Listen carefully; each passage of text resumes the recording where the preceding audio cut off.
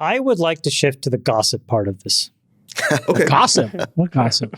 Sam, let's go back. Let's go back to November. What the flying happened? I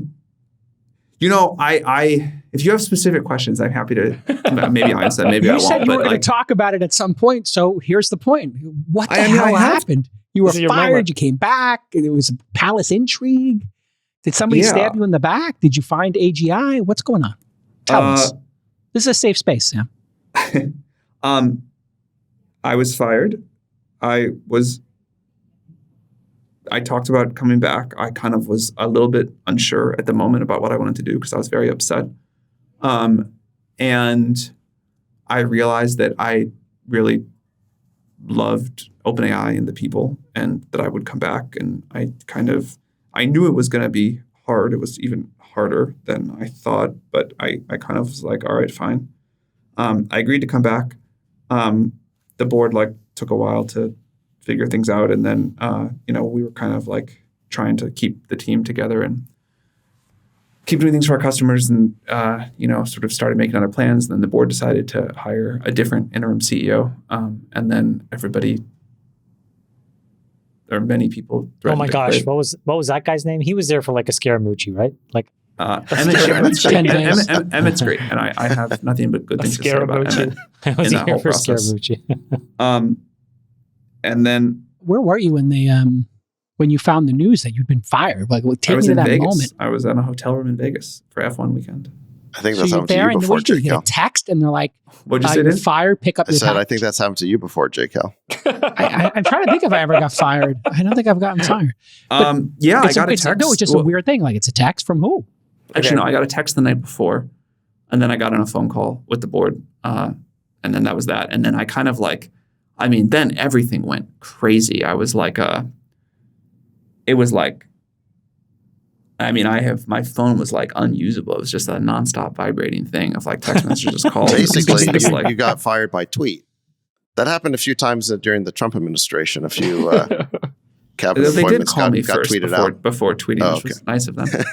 And then I kind of did a few hours of just this absolute fugue state in the hotel room, trying to I was just confused beyond belief, trying to figure out what to do. And so weird.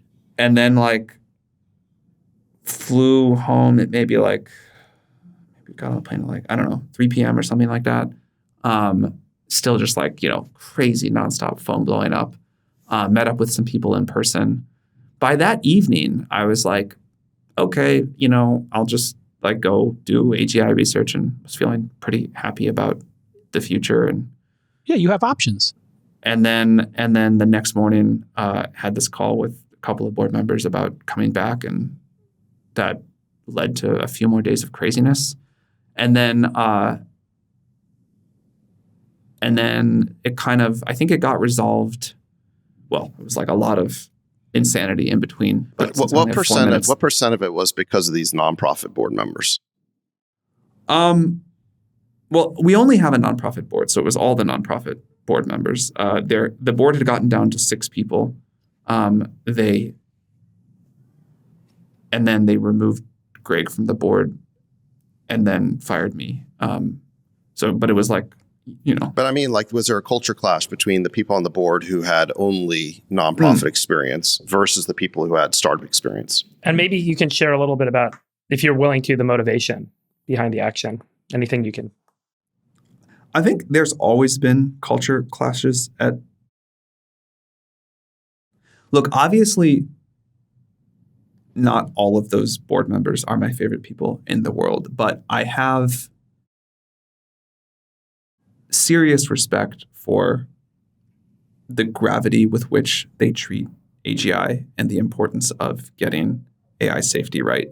And even if I stringently disagree with their decision-making and actions, which I do, I have never once doubted their integrity or commitment to the sort of shared mission of safe and beneficial AGI.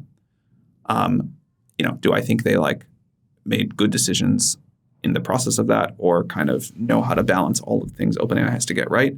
No, but but I think the intent of the magnitude of AGI and getting that right.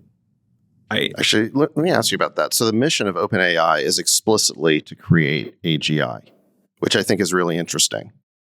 A lot of people would say that if we create AGI, that would be like an unintended consequence of something gone horribly wrong, and they're very afraid of that outcome. But OpenAI makes that the actual mission. Yeah. Does that create like more fear about what you're doing? I mean, I understand it can create motivation too, but how do you reconcile that? I guess why is that? I think a lot of the, well, I mean, first I'll answer the first question and the second one. I think it does create a great deal of fear. I think a lot of the world is understandably very afraid of AGI, or very afraid of even current AI, and very excited about it, and even more afraid and even more excited about where it's going. And we wrestle with that, but I think it is unavoidable that this is going to happen. I also think it's going to be tremendously beneficial, but we do have to navigate how to get there in a reasonable way. And a lot of stuff is going to change, and change is, pretty uncomfortable for people. So there's a lot of pieces that we got to get right.